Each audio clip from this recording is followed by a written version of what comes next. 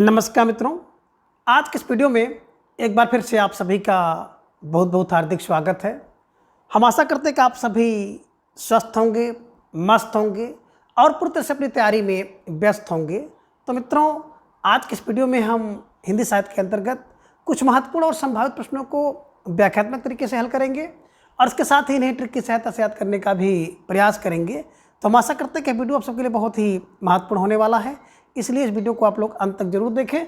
Channel पर नए हैं तो चैनल को सब्सक्राइब कर लें और उसके साथ ही अगर आपको थोड़ा सा भी उचित लगे तो इस वीडियो को अपने जो परिचित लोग हैं उनके पास भी शेयर करें। और इसके पूर्व की वीडियो में हम लोगों ने कुल 50 प्रश्नों को देखा था, तो आज के इस वीडियो में उसके आगे के प्रश्नों को हम लोग जानेंगे।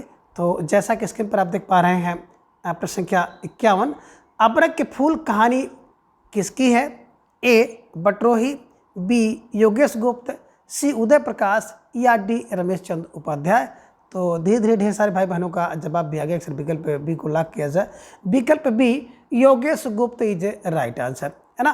कैसे इसको दिमाग में बैठाया जाए? तो देखिए, जो अबरक के फूल होता है ना, तो अबरक का फूल क्या हो जाता है? योगेश को देखकर गुप्त हो जाता है। तो योगेश को देखकर गुप्त होता है, यानी कि योगेश गुप्त जी की रचना है, ये ध्यान में रखिएगा। और कुछ ना मिले तो यही ध्यान में रखिएगा कि अबरक का फूल गुप्त हो गया और गुप्त को योगेश गुप्त से आप जोड़ लीजिएगा। ठीक है, चलिए।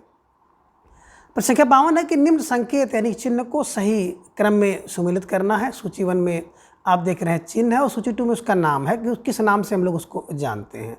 तो ये में आप देख रहे हैं, बिल्कुल आपको एक चिन्ह दिखाई दे रहा है और सामने लिखा है विस्मयाद बोधक चिन्ह है। बी में आपको एक चिन्ह दिखाई दे रहा है, सामने आपको दिखाई दे रहा है कि प्रश्नवाचक चिन्ह है। सी में एक चिन्ह आपको दिखाई दे रहा है, सामने अल्प विराम चिन्ह। और डी में एक चिन्ह आपको दिखाई दे रहा है और सामने है अर्ध विराम चिन्ह। तो बिल्कुल आपको जवाब देना है, सही जवाब देना है। तो ए में देखेंगे तो बिल्कुल आप लोगों को पता है कि ये प्रश्नवाचक चिन्ह है। तो प्रश्नवाचक चिन्ह ए का आप देखेंगे 2, और यहाँ पे देखें तो ये विस्मय आदि बोधक चिन्ह है, जिस पे देखते होंगे एक डंडी नीचे एक बिंदी होती है और ऊपर से टेढ़ा होकर के एक बिंदी होती है, तो प्रश्नसूचक चिन्ह होता है ना। अब आप देख रहे हैं कि यहाँ पे अर्ध विराम है, एक बिंदी देकर के एक अल्प विराम रहता है तो अर्ध विराम हो जाता है, और केवल एक अल्प विराम है, कामा जिसे आप कहते हैं इंग्लिश में, तो ये अर्ध अल्प विराम है। इसी अल्प विराम को आप कामा कहते हैं, कामा अल्प विराम है। तो ये बिल्कुल आपने देखा कि 2 1 4 3, तो 2 1 4 3 यानी कि विकल्प सी इज राइट आंसर। जिन भाई बहनों का जवाब विकल्प सी था, बिल्कुल सही जवाब, बेहद सुंदर तैयारी आप सबके यहाँ पर देख रही है। प्रश्न संख्या 53 है कि हिंदी का भावभूत किसे कहा जाता है? ए शंभु, बी पुष्पदंत, सी धनपाल या डी हेमचंद सूरी को। तो आपका जवाब भी आ गया कि सर विकल्प बी को लॉक किया जाए। विकल्प b Pushpadant is right answer, है ना। कैसे दिमाग में बैठाना है? तो देखिए, भूत भावभूत, भूत में ता है और दंत में ता है, तो पुष्प दंत में ता और भवभूत में ता है, तो ता को ता से मिलाना है, दिमाग में रखिएगा। और दूसरा आप ये भी देखते होंगे ना कि जो कोई व्यक्ति भूत होता है तो भूत का दंत बड़ा बड़ा होता है और हंसता भी खूब है, हा हा हा करता है, तो बस भवभूत दंत होता है। तो भूत के पास दंत होता है तो भवभूत पुष्पदंत, ऐसे ट्रिक बनाना है और इसे बिल्कुल आपको दिमाग में बैठा लेना है। ठीक है, चलिए। अब प्रश्न 54 है कि अद्यव का सही संधि विच्छेद है। ये कह रहे कि आद्य धन यो, बी आधन देयो, सी है यदि धन यो और डी है आद्य धन एव। तो आपका जवाब भी आ गया, अक्सर विकल्प सी को लॉक किया जाए। यदि धन अप यद्यप होता है, यदि धन अव अद्यव होता है। इसमें देखेंगे जो यदि के बाद ई है तो इसी ई के स्थान पर या हो जाता है और शब्द हो गया अ, आधा दा में या लग गया द, और पीछे क्या है आ, और आ के बाद क्या आ गया औ, तो आपने लगा दिया अद्यव, ए, है ना, ए और आ मिलके अव हो गया। तो अद यदि धन अव बराबर हो गया अद्यव, ये ध्यान में रख लीजिएगा और बिल्कुल विकल्प शिव को आप कंठस्थ कर लीजिएगा। ठीक है, चलिए। अब प्रश्न संख्या 55 है कि वृद्ध संधि के उदाहरण हैं। ये जलौघ, बी बनौषधि, सी सदैव, डी उपयुक्त सभी। तो बिल्कुल आप सबका जवाब भी आ गया, अक्सर विकल्प डी को लॉक किया जाए। विकल्प डी सरकारी जवाब इज राइट आंसर, है ना। देखिए मित्रों, बात करें वृद्धि संधि, तो वृद्धि संधि का एक पहचान आप दिमाग में बैठा लीजिएगा कि वृद्धि संधि में सदैव मात्रा की वृद्धि होती है ना। जल धन ओ ओघ था तो जलौघ हो गया, वन धन औसत था तो वनौषध हो गया, सदा धन यो था तो सदैव हो गया। जब भी होगा मात्रा की वृद्धि होगा, और मात्रा की वृद्धि आप देखें तो वृद्धि संधि लगा दीजिए। ठीक है, चलिए। प्रश्न संख्या 56 है कि ई उ री के बाद आसमान स्वर आए तो आसमान स्वर का मेल क्रम से या व रा हो जाता है, यह किस संधि का नियम है? तो आपका जवाब आना चाहिए। ये कह रहे दीर्घ संधि, वियण संधि, सी गुण, डी अयादि संधि। तो ढेर सारे भाई बहनों का जवाब आ गया कि या से यण है और या से या व रा होता है। तो या फार यण संधि को ध्यान में रख लीजिएगा। ई के स्थान पर या होगा, उ के स्थान पर वा होगा और री के स्थान पर रा होता है। इसके बाद अगर कोई असमान स्वर आ जाता है तो ये ध्यान में रखिएगा। ठीक है, चलिए। प्रश्न संख्या 57 है कि इनमें से स्वागत का सही संधि विच्छेद है। वेरी वेरी मोस्ट इंपॉर्टेंट प्रश्न, बीसों बार परीक्षा में पूछा गया है ना। ये कह रहे कि सुधन आगत, बी कह रहे कि सुधन आगत, सी कह रहे स्वाधन गत, या डी है कि साधन आगत। अब आपको जवाब देना है और धीरे धीरे ढेर सारे भाई बहनों का जवाब आ गया। सुधन आगत बराबर हो गया स्वागत, है ना। तो इसमें जो ऊ है, इसी ऊ के स्थान पर वा हो जाता है और आधा सा धनवा गत ध्यान में रख लीजिएगा। और बिल्कुल आपका जवाब आ गया कि सर विकल्प को लाग किया जाए, एड़ संधि है। ठीक है, चलिए। प्रश्न संख्या 58 है कि थाली का बैगन मुहावरे का क्या अर्थ है? ये कह रहे कि सिद्धांतवादी व्यक्ति, बी कह रहे कि सिद्धांतहीन व्यक्ति, सी कह रहे कपटी व्यक्ति, या डी अभावग्रस्त व्यक्ति। तो ढेर सारे भाई बहनों का जवाब भी आगे से विकल्प बी को लाग किया जाए, सिद्धांतहीन व्यक्ति इज राइट आंसर, है ना। थाली का बैगन का होना मतलब किसी भी थाली में रख दिया जाए वैसे ढुड़क जाएगा, लुढ़क जाएगा, तो उसको कहते हैं सिद्धांतहीन व्यक्ति। जिस व्यक्ति का कोई सिद्धांत ना हो उसे कहते हैं सिद्धांतहीन व्यक्ति, यानी थाली का बैगन। ठीक है, चलिए। प्रश्न संख्या 59 है कि 2 दिन का मेहमान मुहावरे का अर्थ क्या होगा? ये कह रहे हैं कि एक साथ 2 लक्ष्य पाने की इच्छा, बी अधिक आदर वाला, सी कम दिन की मेहमानी, डी कह रहे हैं कि मृत्यु के निकट। अब प्रश्न संख्या 59 का जवाब भी आ गया, अक्सर विकल्प डी को लाग किया जाए। 2 दिन का मेहमान का मतलब जिसकी निकट मृत्यु होती है, तो 2 दिन का मेहमान उसको माना जाता है। और गाँव में लोग कहते भी हैं कि भैया इनका सेवा बर्दाश्त कर दीजिए, 2 दिन के मेहमान हैं। तो 2 दिन के मेहमान का मतलब है कि मृत्यु के निकट हैं, ये ध्यान में आपको रखना होगा। ठीक है, चलिए। प्रश्न संख्या 60 है कि अपना सा मुँह लेकर रह जाना मुहावरे का क्या अर्थ है? ये कह रहे कि असफल होने पर लज्जित होना, बी अपने आप में संतुष्ट रहना, सी आत्मनिर्भर होना, या डी खटकना या बुरा लगना। तो ढेर सारे भाई बहनों का जवाब आ गया कि सर विकल्प को लाग किया जाए, अपना सा असफल होकर होने पर लज्जित होना, है ना। अपना सा मुँह लेकर रह जाना का अर्थ होता है कि असफल होने पर लज्जित होना। कभी कभी देखे होंगे समाज में कुछ लोग ऐसे होते हैं जो बहुत डींग हाँकते हैं और जो रिजल्ट आता है तो अपने आप को बिल्कुल फेल हो जाते हैं, और जब फेल होते हैं तो लज्जित हो जाते हैं। तो यही है कि अपना सा मुँह लेकर रह जाना माने असफल होने पर लज्जित होना। अब प्रश्न संख्या 61 है कि बेशर्म होना के लिए उपयुक्त मुहावरा कौन सा है? एक है कि आँखों का काजल चुराना, बी आँख का पानी गिर जाना, सी है आँख की किरकिरी होना, या डी आँख दिखाना।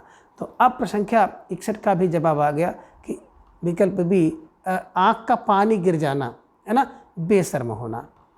बेशर्म होना, आँख का पानी गिर जाना मुहावरे का अर्थ होता है बेशर्म होना। बे माने बिना शर्म माने लाज जिसके पास ना हो, उसे हम लोग कहते हैं बेशर्म। ठीक है, चलिए।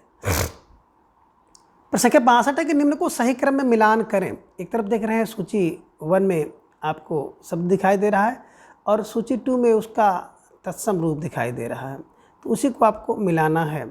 ए में देख रहे हैं कि भावज सामने महापात्र, बी में भगत सामने मिष्ठी, सी में मिठाई और सामने भगत भक्त, और महावत सामने भारत जाया। तो एक तरफ तो आप देख रहे हैं कि सूची 1 में तद्भव शब्द है और सूची 2 में उसका तत्सम शब्द है, तो इसी को मिलाना है। ये में देखिए भावज, भावज को भ्रात जाया, है ना, जिसे भौजाई कहते हैं, ध्यान में रखिएगा, है ना। तो भ्रात जाया, भ्रात माने भाई की, जाया माने पत्नी जो हो उसे भावज, है ना। भगत बिल्कुल इसका तत्सम रूप होता है भक्त, मिठाई का तत्सम रूप होगा मिष्ठी, और महावत का महापात्र होता है। तो ये ध्यान में रखिएगा और बिल्कुल 4 3 2 1 विकल्प बी इज राइट आंसर, है ना। ठीक है, चलिए। प्रश्न संख्या 63 है कि सुहाग का तत्सम रूप क्या होगा। अब सुहाग का तत्सम रूप आपको बताना है। ये कह रहे कि सुहाग होगा, बी सुहाग्य होगा, सी भाग्य या डी सौभाग्य। तो प्रश्न संख्या 63 का जवाब भी आ गया। सिर्फ विकल्प डी को लॉक किया जाए। सौभाग्य is right answer. Very very most important प्रश्न है, ध्यान में रख लीजिएगा। कई बार ये परीक्षा में पूछा गया है, खासतौर से उत्तर प्रदेश पुलिस से SSC की परीक्षा में प्रश्न पूछा जाता है। ठीक है, चलिए। संख्या 64 है कि निम्न में से एक अलग विकल्प कौन सा है। अब आपको जवाब देना है कि इनमें से कौन सा विकल्प अलग है। ये कह रहे हैं कि उद्वर्तन अलग है, या बी उल्लू, सी उच्च, डी उत्साह। तो अब आप सबका जवाब भी आ गया कि विकल्प बी को लॉक किया जाए। तो विकल्प बी उल्लू है ना। बात करें उल्लू, ये तद्भव शब्द है, तद्भव है ना, और इसका तत्सम शब्द होता उलूक। यहाँ पे उलूक होना था। बाकी देखिए उद्वर्तन की बात करें तो तद्भव शब्द है, तत्सम शब्द है। उच्च भी तत्सम है, उत्साह भी है ना। उत्साह का तद्भव, उत्साह का जो तद्भव होता है उत्साह होता है। उच्च की बात करते हैं तो यहाँ पे ऊंचा होता है। उद्वर्तन ध्यान में रख लीजिएगा है ना, उपटन का उद्वर्तन होता है। तो कहने का आशय है कि ये तीन शब्द तो आपके बिल्कुल तत्सम थे, A C D, लेकिन बी जो था ये तद्भव था। तो इसका तत्सम रूप हो जाएगा उलूक। ये ध्यान में रखिएगा, यही संगत था। ठीक है, चलिए। अब प्रश्न संख्या 65 है कि निम्न में कौन सा विकल्प असंगत है। इनमें एक विकल्प असंगत है, उसी का चयन आपको करना है। ए किवाड़ का बिल्कुल तत्सम रूप कपाट होगा। बी कह रहे हैं कि कंटहल का तत्सम रूप कंटहल होगा, कटहल का। सी कपास का करपास और कपूर का कर्पूर होगा। तो कौन सा इसमें असंगत है। धीरे धीरे ढेर सारे भाई बहनों का जब आगे सिर्फ विकल्प बी को लॉक किया जाए। कटहल का कंठहल नहीं होता है, बल्कि कंठ फल होता है, ये ध्यान में रखिएगा। तो बिल्कुल बहुत बारीक से इस प्रश्न को आपको देखना था, और बारीक से अगर नहीं देखेंगे तो निश्चित रूप से गलती हो जाएगी। इसका ध्यान आपको रखना होगा। ठीक है, चलिए। प्रश्न संख्या 66 है कि निम्न को सही क्रम में मिलाइए। तो शब्द है और पूछ रहे हैं कि उसका लिंग, सही लिंग है ना। ये में देख रहे हैं कि आशीर्वाद सामने स्त्रीलिंग, अक्ल सामने पुल्लिंग, कपास सामने स्त्रीलिंग और औजार सामने पुल्लिंग है। तो इसके हिसाब से आपको मिलाना है कि सही विकल्प कौन सा होगा। और धीरे धीरे ढेर सारे भाई बहनों का जवाब भी आ गया कि 2 1 3 4, 2 1 3 4 विकल्प सी है ना। देखिए आशीर्वाद की बात करते हैं पुल्लिंग होता है, अक्ल स्त्रीलिंग होता है। फिर देखें कपास पुल्लिंग है और औजार स्त्रीलिंग है। तो बिल्कुल 2 1 और 3 4 यहाँ पे रखिएगा। 3 कपास स्त्रीलिंग, औजार पुल्लिंग है ना। ये ध्यान में रखिएगा, कपास पुल्लिंग है, औजार स्त्रीलिंग है ना। तो 2 यहाँ पे देख रहे हैं, 2 1 3 और 4। ठीक है। तो जिन भाई बहनों का जवाब विकल्प सी था, बिल्कुल सही जवाब। बेहतरीन तैयारी आप सबके यहाँ पर दिख रही है। निश्चित रूप से आप सब बधाई के पात्र हैं। प्रश्न संख्या 67 है कि निम्न में असंगत विकल्प कौन सा है। इनमें एक विकल्प असंगत है, उसी का चयन करना है। ए घड़ियाल घोटाला घंटा और घाट पुल्लिंग है, ये संगत है। बी कह रहे कि घुड़दौड़ घुड़साल घूस और घोसड़ा पुल्लिंग है, ये संगत है। सी फूल फेन फेफड़ा और फल पुल्लिंग है, यह संगत है। या डी कील कुंज कुल्हाड़ी और कृपा स्त्रीलिंग है, यह संगत है। तो ढेर सारे भाई बहनों का जवाब भी आगे सर विकल्प बी को लॉक किया जाए। घुड़दौड़ हुई, घुड़साल बनी, घूस दी, घोसड़ा की। तो ये देखेंगे पुल्लिंग आपको दिखाई दे रहा, बट ये स्त्रीलिंग है, यही असंगत था है ना। तो जिन भाई बहनों ने विकल्प बी का चुनाव किया था, बिल्कुल सही जवाब। बेहद तैयारी आप सबके यहाँ पर दिख रही है। ठीक है, चलिए। प्रश्न संख्या 68 है कि नित्य पुल्लिंग शब्द कौन सा है ना। ये कह रहे कि चील और कौआ, बी कह रहे बाज और खरगोश, सी भेड़िया और मच्छर, डी उपयुक्त सभी।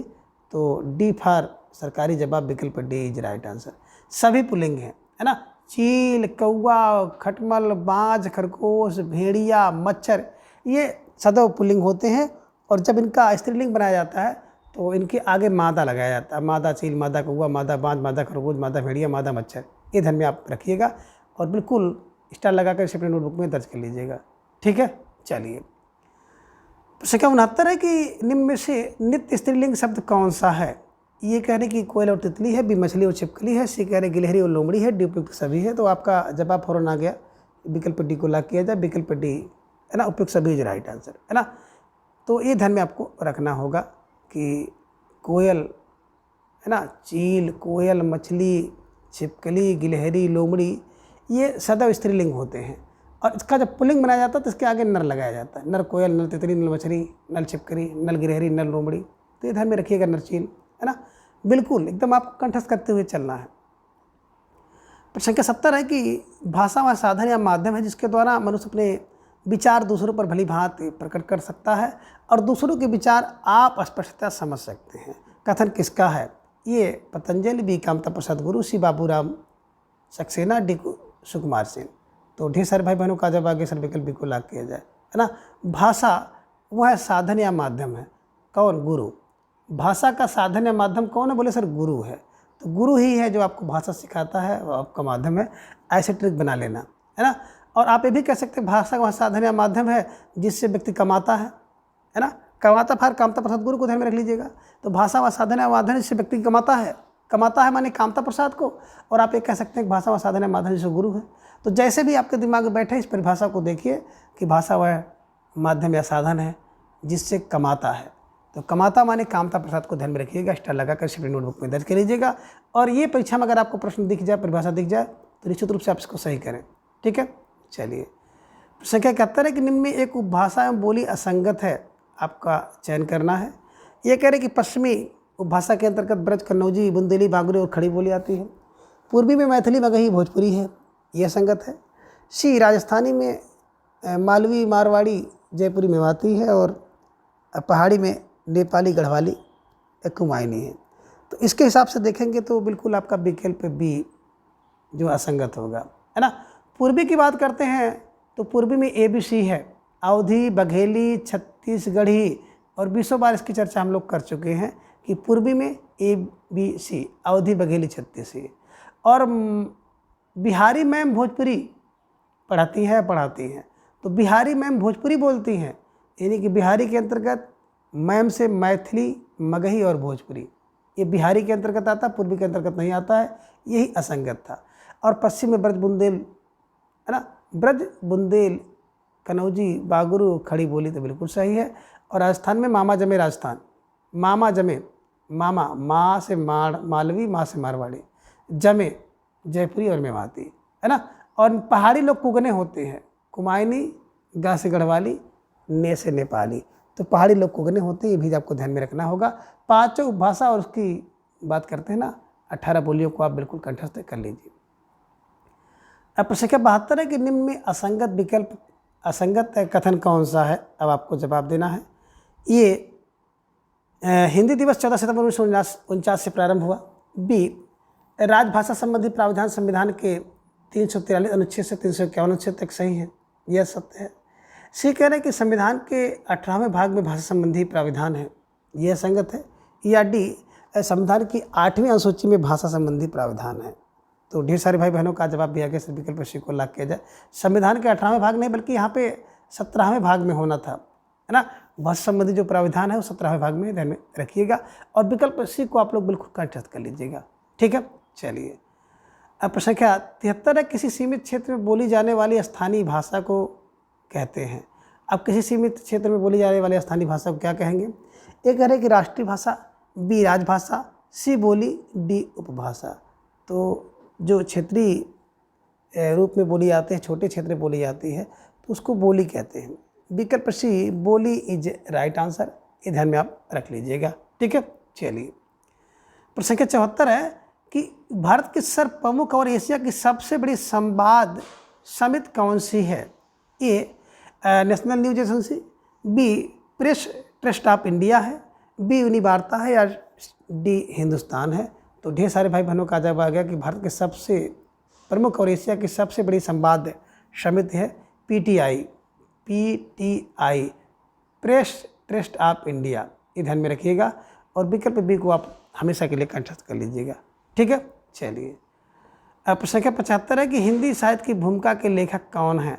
ये रामचंद्र शुक्ल, बी राम कुमार वर्मा, सी विश्वनाथ प्रसाद मिश्र, या डी हजारी प्रसाद द्विवेदी हैं। तो ढेर सारे भाई बहनों का जवाब भी आ गया कि सर विकल्प डी को लॉक किया जाए। विकल्प D Hazari Prasad Dwivedi is right answer, है ना। हिंदी साहित्य की भूमिका कितनी है? 1000 है। 1000 फार 1940 में, तो 1940 का मतलब 40,000 है। हिंदी साहित्य की भूमिका कितनी है? 40,000 है। तो 40 फार 1940 और 1000 फार हजारी प्रसाद द्विवेदी जी का है, ध्यान में रख लीजिएगा। ठीक है, चलिए। अब संख्या 76 है कि निम्न में से एक सुमेलित नहीं है। अब इनमें कौन सा विकल्प सुमेलित नहीं है? ये कह रहे हैं कि आदिकाल में आलम, ये सुमेलित नहीं है। भक्ति काल में जायसी, सी रीत काल में घनानंद और आधुनिक काल में भारतेंद्र हरिश्चंद्र। कौन एक सुमेलित नहीं है? तो आपका जवाब आ गया विकल्प को लॉक किया जाए। आदिकाल में आलम जी नहीं होना था, बल्कि यहाँ पे आमिर खुसरो था, ये ध्यान में रख लीजिए। आलम तो रीति काल के अंतर्गत आते हैं। घनानंद, आलम, बोधा, ठाकुर, द्विजदेव, ये ध्यान में आपको रखना था, रीति के अंतर्गत आते हैं। तो विकल्प यही असंगत था कि आदिकाल के अंतर्गत नहीं आते हैं। ठीक है, चलिए। प्रश्न संख्या 77 है कि सही क्रम चुनिए। ए में सबसे पहले कह रहे हैं कि प्रयोगवाद, छायावाद, नई कविता, प्रगतिवाद। बी में है प्रगतिवाद, छायावाद, प्रयोग और नई कविता। सी में है छायावाद, प्रगतिवाद, प्रयोगवाद, नई कविता। डी में नई कविता, छायावाद, प्रगतिवाद और प्रयोगवाद। तो ढेर सारे भाई बहनों का जवाब भी आ गया सर विकल्प सी को लॉक किया जाए, छायावाद, है ना। फिर प्रगति होती है, प्रगति के बाद प्रयोग होगा, इसके बाद नई कविता निकलती है ना। जब कोई व्यक्ति छाएगा तो उसकी प्रगति होगी, प्रगति होगा तो प्रयोग करेगा, प्रयोग करेगा तो नई कविता गाएगा। तो ये से ध्यान रखिएगा, विकल्प सी को आप लॉक कर लीजिएगा। ठीक है, चलिए। तो संख्या 78 है कि आदिकाल को प्रारंभिक काल किसने कहा है? ए डॉक्टर गियर्सन, बी मिश्र बंधु, सी महावीर प्रसाद द्विवेदी या डी हजारी प्रसाद द्विवेदी। तो ढेर सारे भाई बहनों का जवाब आ गया कि मिश्र बंधु इज राइट आंसर। प्रारंभिक काल, प्रारंभ कौन करता है? बंधु करता है, चाहे आपका बंधु हो चाहे हमारा बंधु हो। तो मिश्र बंधु, विकल्प बी इज राइट आंसर। ठीक है, चलिए। अब प्रश्न संख्या 79 है कि हिंदी पुनर्जागरण काल किसे कहा जाता है? ए छायावाद युग को, बी द्विवेदी युग को, सी भारतेंद्र युग को या डी प्रगतिवाद को। तो प्रश्न संख्या 79 का जवाब भी आ गया कि पुनर्जागरण भारत में हुआ था। पुनर्जागरण भारत में हुआ था। तो भारतेंद्र हरिश्चंद्र जी को ध्यान में रखिएगा कि हिंदी का जो पुनर्जागरण काल है वो भारतेंद्र युग है, ये ध्यान रखिएगा। नवजागरण द्विवेदी युग है। ठीक है, चलिए। संख्या 80, सन 1900 ईस्वी में पोर्ट विलियम कॉलेज की स्थापना किसने किया था? ये प्यारा सा प्रश्न आ गया कि 1900 ईस्वी में पोर्ट विलियम कॉलेज की स्थापना किसने की थी? ये कह रहे कि मखसूस बिलजली, बी लल्लू लाल, सी जॉन गिलक्राइस्ट या डी सदल मिश्र। तो धीरे धीरे ढेर सारे भाई बहनों का जवाब भी आ गया, सर विकल्प को लॉक किया जाए, मार्कस बिलजली इज राइट आंसर, है ना। बात करते हैं पोर्ट विलियम कॉलेज की स्थापना वर्ष 1900 ईस्वी में मार्कस बिलजली ने किया था। जॉन गिलक्राइस्ट की बात करते हैं तो प्राचार्य थे, ध्यान में रखिएगा। लल्लू लाल और सदल मिश्र वहाँ पर मुंशी पद पर, भाषा मुंशी पद पर इनकी नियुक्ति हुई थी। ठीक है, चलिए। संख्या 81, विद्यापति कौन सी रचना अभी तक प्रकाशित नहीं हुई? ये कीर्तिलता, वीर कीर्त पताका, सी पदावली, डी पुरुष परीक्षा। तो ढेर सारे भाई बहनों का जवाब भी आ गया कि सर विकल्प बी को लॉक किया जाए, कीर्ति पताका, है ना। तो विद्यापति की इस रचना का पता ही नहीं चला, पता नहीं चलता है। कौन सी रचना अभी प्रकाशित नहीं हुई है? तो पता लापता, ध्यान में रख लीजिएगा। और आप कह सकते हैं पता का, ठीक है ना, इसका पता अभी तक नहीं चला। ठीक है, चलिए। प्रश्न संख्या 82 है कि रासो शब्द की उत्पत्ति रसायन से किसने मानी है? ये गासा तासी, बी पंडित रामनारायण डूंगड़, सी रामचंद्र शुक्ल, डी हरिप्रसाद शास्त्री। तो राजस, हरिप्रसाद शास्त्री तो राजस कहा है, रामचंद्र शुक्ल, विकल्प सी इज राइट आंसर, है ना। और मैंने आपको ट्रिक बताई थी कि राम रसायन तुम्हारो पासा, सदा रहो रघुपति के दासा। तो राम रसायन, जहाँ पे देखिए रसायन, वहाँ पे रामचंद्र जी को, रासो शब्द की उत्पत्ति रसायन से मानने वाले रामचंद्र शुक्ल हैं, ध्यान में रखिएगा। ठीक है, चलिए। प्रश्न संख्या 83 है, कृषक क्रंदन कृति किसकी है? ए लल्लू लाल, बी ज्ञा प्रसाद शुक्ल स्नेही, सी रामनेश त्रिपाठी या डी सियाराम शरण गुप्त। तो मैंने आपको बताया था कि कृषक का क्रंदन अब गया, कृषक का क्रंदन गया। तो गया फार गया प्रसाद शुक्ल स्नेही को ध्यान में रखिएगा, कृषक का क्रंदन गया। ठीक है, चलिए। अब प्रश्न संख्या 84 है कि माधवाचार्य किस संप्रदाय के संस्थापक थे? ए अद्वैतवाद, बी ए द्वैतवाद, बी अद्वैतवाद, सी शुद्धाद्वैतवाद, डी विशिष्टाद्वैतवाद। तो माधव द्वैत हैं, द्वैत फार द्वैतवाद संप्रदाय के संस्थापक हैं। इधर में आप रखिएगा और इसको बिल्कुल स्टार लगाकर इसे अपनी नोटबुक में दर्ज कर लीजिएगा, ठीक है, चलिए। प्रश्न संख्या 85 है कि अमीर खुसरो की पहलियों तथा मुकरियों का उद्देश्य क्या है? ये कह रहे कि पृथ्वीराज चौहान की वीरता का वर्णन करना, बी अलाउद्दीन और हामिर के युद्ध का वर्णन करना, सी है मनोरंजन के माध्यम से लोक व्यवहार की शिक्षा, और डी है कृष्णलीला का प्रतिपादन।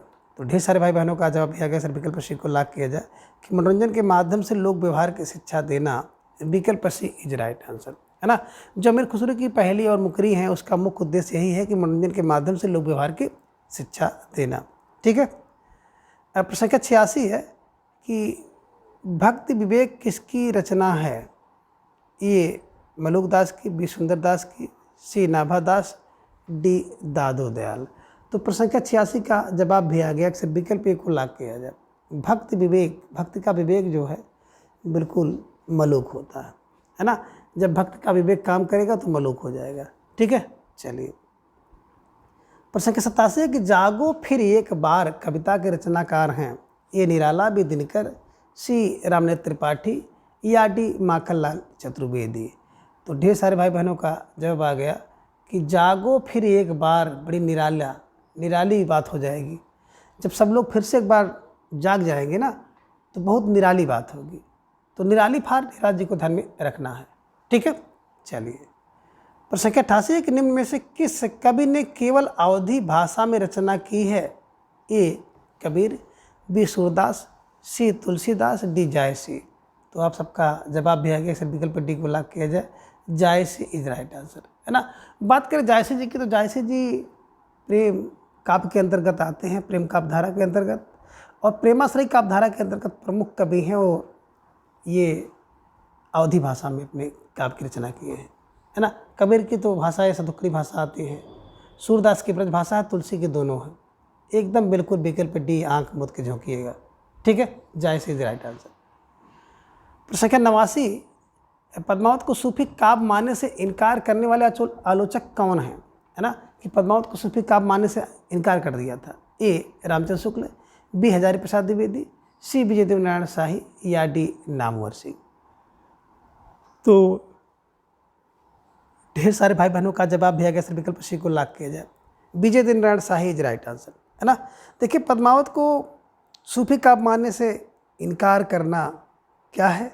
सही है, सही है, सही फार विजयदेव नारायण शाही जी को ध्यान में रख लीजिएगा, ठीक है, चलिए। प्रश्न संख्या 90 है कि सूरदास को जीवन उत्सव का कवि किसने कहा?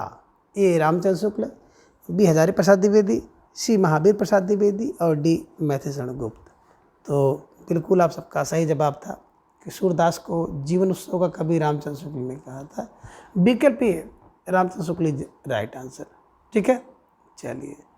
प्रश्न संख्या 91 कि मीराबाई की रचनाओं में किस भाषा की छौंक ज़्यादा पाई जाती है? इन्हीं की रचनाओं में कौन सी भाषा अधिक देखने को मिलती है? तो धीरे धीरे ढेर सारे भाई बहनों का जवाब आगे सर विकल्प ये कह रहे हैं कि हरियाणवी, बी मराठी, सी राजस्थानी, डी पंजाबी। तो आपका जवाब भी आया, अक्सर विकल्प सी को लाख किया जाए, राजस्थानी इज राइट आंसर, है ना, मीराबाई राजस्थानी, ठीक है, चलिए। अब प्रश्न संख्या 92 कि सूरदास ने अपने किस कृत के अंत में अपनी वंश परंपरा का परिचय दिया है? ये सूरसागर, बी सूर सरावली, सी साहित्य लहरी, या डी इनमें से कोई नहीं। तो ढेर सारे भाई बहनों का जवाब भी आ गया कि सर विकल्प सी को लाख किया जाए, साहित्य लहरी इज राइट आंसर, है ना। देखिए साहित्य में व्यक्ति लहर लेता है तो अपने वंश की परंपरा बताता है, ठीक है, चलिए। प्रश्न संख्या 93 की छत्र प्रकाश प्रबंध काव्य के रचनाकार कौन है? ये सूदन है, बी लाल कवि, सी भूषण, और डी पद्माकर। तो प्रश्न संख्या 93 का जवाब भी आ गया कि सर विकल्प बी को लाख किया जाए, लाल कवि इज राइट आंसर। छत्र प्रकाश की जो रचना है, बिल्कुल छत्र प्रकाश रचना लाल कवि की है, ठीक है, चलिए, संख्या 94 कि डॉक्टर पीताम्बर दत्त बड़थवाल के अनुसार रामचंद्रिका है, ये कह रहे कि असाधारण महाकाव्य है। बी फुटकर कविताओं का संग्रह है। सी छंदों का अजायबघर है। और डी अलंकार मंजूषा है। तो 94 का जवाब भी आ गया कि सर विकल्प बी को लॉक किया जाए। विकल्प बी फुटकर कविताओं का संग्रह है ना। पीताम्बर दत्त बड़थवाल के अनुसार रामचंद्रिका फुटकर कविताओं का संग्रह है, ध्यान में रख लीजिएगा। ठीक है। प्रश्न संख्या 95 कि भारतेंदु के अनुसार हिंदी कब नई चाल में ढली? ए 1850, बी 1857, सी 1873, डी 1860। तो ढेर सारे भाई बहनों का जवाब आ गया सर विकल्प सी को लॉक किया जाए। 1873 है ना। काल चक्र की भूमिका से हिंदी जो है नई चाल में ढली है, ये ध्यान में आप रख लीजिएगा। तो 1873 को बिल्कुल दिमाग में बैठा लीजिएगा। ठीक है। चलिए, प्रश्न संख्या 96 कि महादेव वर्मा कीर्ति मेरा परिवार में खरगोश का क्या नाम था? ये ध्यान में आपको रखना होगा। ये कह रहे कि निक्को था, बी गिल्लू था, सी नीलकंठ या डी है दुर्मुख। तो ढेर सारे भाई बहनों का जवाब भी आ गया कि खरगोश दुर्मुख। खरगोश में भी देखो खा है, दुर्मुख में भी खा है, तो ऐसे मिला दीजिए। ना से निक्कू, ना से नेवला है ना। तो ये गिल्लू गिलहरी, गा से गिल्लू, गा से गिलहरी। नीलकंठ मोर का होता है, तो मोर का नाम था, ध्यान में रखिएगा। विकल्प डी दुर्मुख भेड़िया। ठीक है, दुर्मुख खरगोश। ठीक है, दुर्मुख खरगोश को ध्यान में रख लीजिएगा। ठीक है। चलिए, प्रश्न संख्या 97 कि साकेत महाकाव्य का सर्वाधिक मार्मिक सर्ग कौन सा है? ये कह रहे कि अष्टम सर्ग, बी सप्तम, सी नवम, सी अष्टम, डी नवम। तो ढेर सारे भाई बहनों का जवाब भी आ गया सर विकल्प डी को लॉक किया जाए। नवम सर्ग इज राइट आंसर है ना। साकेत महाकाव्य का सबसे मार्मिक स्तर नवम है। नव माने नौवां। ठीक है। चलिए, प्रश्न संख्या 98 कि हरियोध कीर्तिप्रिय प्रवास में कितने सर्ग है? ए 12, बी 15, सी 17, डी 7 कांड है। तो 98 का जवाब बड़े तेजी के साथ आ गया, सर विकल्प सी को लॉक किया जाए। 17 सर्ग इज राइट आंसर। हरियोध कीर्तिप्रिय प्रवास में 17। ठीक है। चलिए, प्रश्न संख्या 99 कि शेर सिंह का शास्त्र समर्पण के रचनाकार हैं? ए निराला, बी रामधारी सिंह दिनकर, सी सुभद्रा कुमारी चौहान, डी जयशंकर प्रसाद। तो ढेर सारे भाई बहनों का जवाब आ गया सर विकल्प डी को लॉक किया जाए। Jaishankar Prasad is right answer है ना। जो शेर सिंह का शास्त्र समर्पण होता है प्रसाद करते हैं। ठीक है। प्रश्न संख्या 100 है कि प्रवासी के गीत किसकी रचना है? ये हरबंस राय बच्चन, बी रामेश्वर शुक्ल अंचल, सी नारेंद्र शर्मा, डी रामधारी सिंह दिनकर। तो धीरे धीरे ढेर सारे भाई बहनों का जवाब भी आ गया सर जो प्रवासी के गीत है ना वो नारेंद्र गाते हैं। तो नरेंद्र शर्मा को ध्यान में रखिएगा और बिल्कुल इसको कंठस्थ कर लीजिएगा। तो मित्रों, आज के इस वीडियो में बस इतना। अगली वीडियो में फिर हम इसी तरह से एक नई प्रस्तुति के साथ उपस्थित होंगे। तब तक के लिए आप सभी अपना बेहद ख्याल रखें और अपना अधिक से अधिक समय अपने अध्ययन पर लगाएं। अपना प्रेम स्नेह विश्वास इस तरह से चैनल पर बनाए रखें।